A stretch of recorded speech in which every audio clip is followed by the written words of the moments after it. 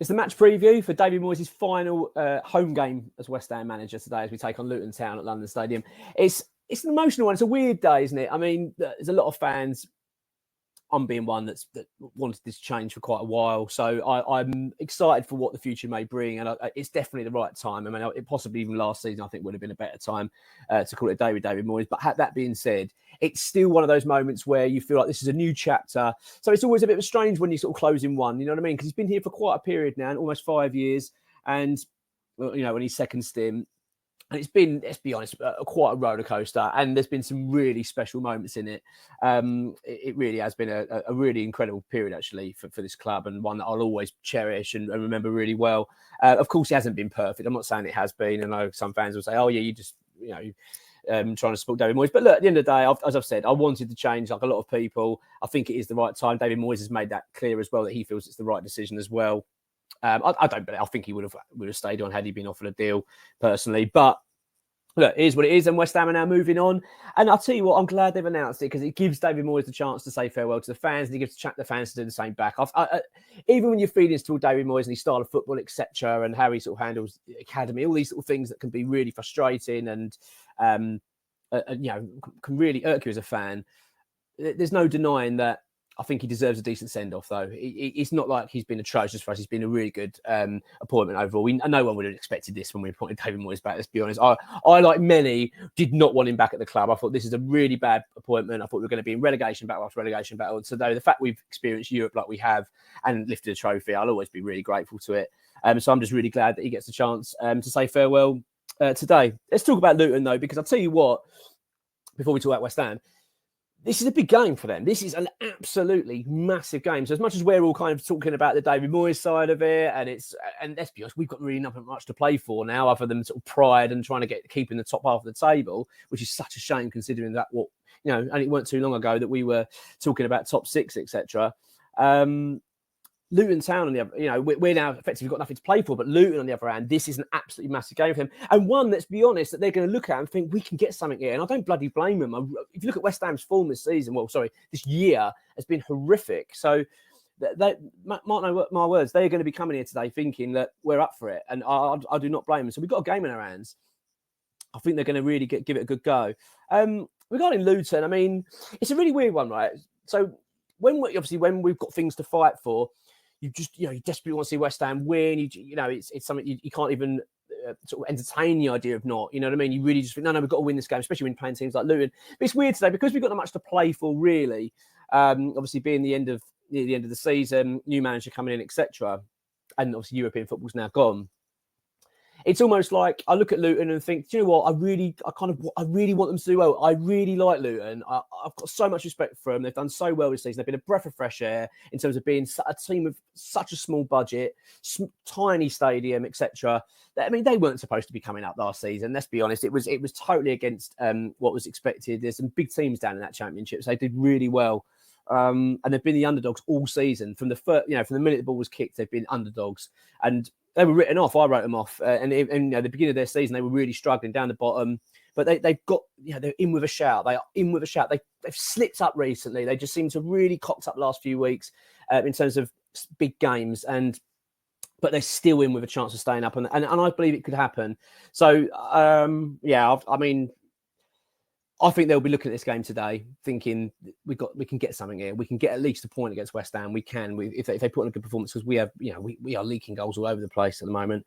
When you look at Luton Town's season, as I say, they've been underdogs from day one. They obviously had the Tom Lockyer situation where he had the cardiac arrest, which was such a big moment for them. If anything, it kind of sort of like invigorated the side, didn't it? It's kind of it got them going. It really lifted them. As a club, it was strange. They responded quite well to it, but it was obviously a huge moment in their season. Obviously, sad for him as a player, but it just shows the sort of season they've had. It's been a real roller coaster for them. Obviously, they got Adebayo, who's a big player for them. He's been injured for a long time as well, which has not helped them. I think if they'd had him, it could have been a different story in terms of the position they're in at the moment. But I think what I love about Luton, right? They've got these it's clearly like a championship side. You look at them, but the players they've brought in have been really good. They've worked well. They really have. I mean, you look at what Edwards has done in terms of sort of piecing together this side. Ross Barkley obviously being an amazing signing for them, and one that I certainly didn't expect it when I got him. I thought, yeah, he's finished in the Premier League. He's gone, but he's been excellent for them. Andros Townsend, another one. I mean, I was more used to seeing him on BBC, on Match of the Day more than on a football pitch. I kind of thought his playing days were done. He comes out and he's been a decent player for them. Do you know what? They've done really remarkably well. And as I say, I know we're playing them stay. Obviously, of course, I want West Ham to win, but it's just a part of me that's like, go on, Luton. Do you know what I mean? I want them to stay up. I really do. It'd be a wonderful story if they could do it. So this is going to be a tough game today. On to West Ham. I mean, the story is David Moyes today, isn't it? Let's be honest, that is the big story because it's his final game as West Ham manager at home. And it's a big moment, it feels like, in this club. It's a big a turn of a page, into our next chapter under a new manager.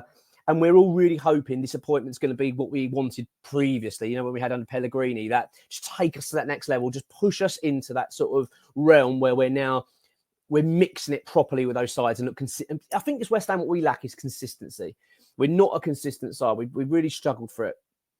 We seem to have good spells, then we have really bad spells. Good spells, really bad spells. We never really seem to have a run of decent, consistent form. And the only time one season I remember us doing it was the season we finished 6th. Under Moyes. That was the only season I remember we were pretty good from the word go throughout the whole season. We didn't have any really bad spells, but really since then we've always had real big drops in form and really bad runs that have just cost us dearly. And I think that's one thing I want to see. And also, of course, the style of football. We want to see West Ham get the ball on the ground and give it a go. Do you know what I mean? Against sides, take the games them, make them worry about us. So I'm ready for this next chapter. So it's a big moment today. It really is. And I think David Moyes, as I've said earlier, deserves that farewell. So that's going to be the sort of main story. Jared Bowen, of course, big games for him as well. He wants to get on that plane.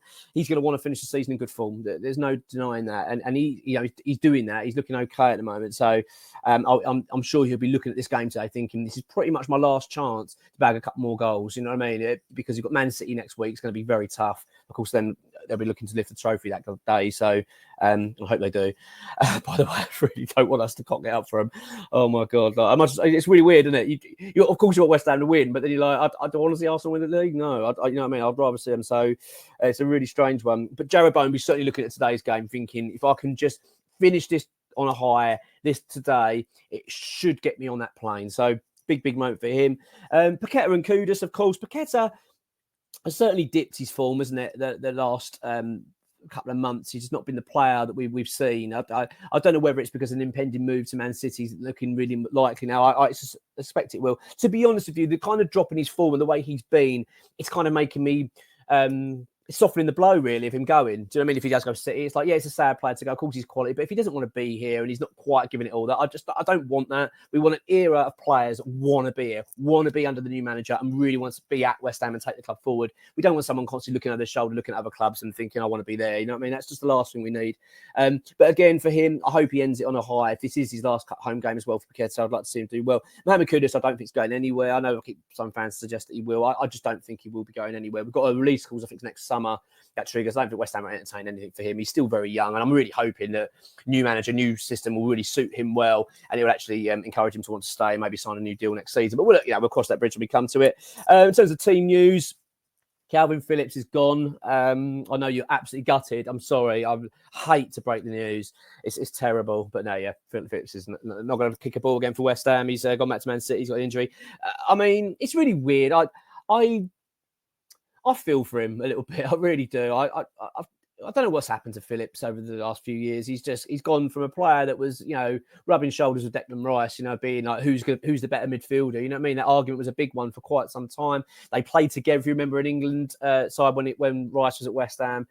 And they were both excellent together. And I remember Moyes wanted Phillips in. We wanted that as our midfield, the England duo. And so when we got Phillips, I thought, God, you know what? If he can get to that level, anywhere near that level again, we've got a wonderful player. But he's just nowhere near it. He looks a player that's absolutely shot of confidence. You can clearly see he's got problems, that lad. And I really hope he turns it around. I'd love him to. I'd love to see him, just for him, you know what I mean? But in terms of a West Ham player, no, it's not worked at all. In fact, it's been a disastrous loan, really. And let's be honest, it's another mark against Moyes' name, sadly, isn't it? Like, it can't not be. You're the one banging the drum, get him in. This is the player. We've spent a lot of money, a big loan fee, big wages to get him here. And, I mean, he hasn't literally done anything. There's not one part of the game. I can't remember anything he's done in the West Ham shows. When he got, that was decent. Nothing. I mean, pretty much from the first time he kicked the ball, he gave a goal away. It's been such a poor loan for him. But, that being said, wish him well. Hope he does all right. Team news, sorry, as well. Agerd is out. I don't know what his future holds, really. There's a lot of players, I think, can hit the reset button this summer with a new manager coming in. That's what I really like about it as well. You look at the likes of younger players as well, like the Flynn Downs, for instance, coming back from Southampton. You've got Potts coming back in. You've got the academy boys that are now trying to push for places. You've got players that have probably been left out. I mean, dare I say, even Ben Johnson. I don't think Ben Johnson's going to stay, by the way. As far as I understand, he's going to go this summer. I don't think. I mean, there's a rumour. I think the club are going to make one last attempt to keep him. I really hope they can. Hey, look, and again, it might tempt him. He might go, do you know what? Moyes is not here now. This will give me the chance. I don't know. But as far as I understand it, Johnson will go. And so I think about Agerd, he's clearly fallen down the pecking order. He seems an unhappy player. It doesn't seem that settled at the moment. So I wonder if a new manager will just kickstart things for him as well. But he's out anyway. I don't think he's going to play again this season. So he could have well have played his last game for the club as well. Mavropanos is injured, I believe, as well. Not going to be available. So we're struggling defensively.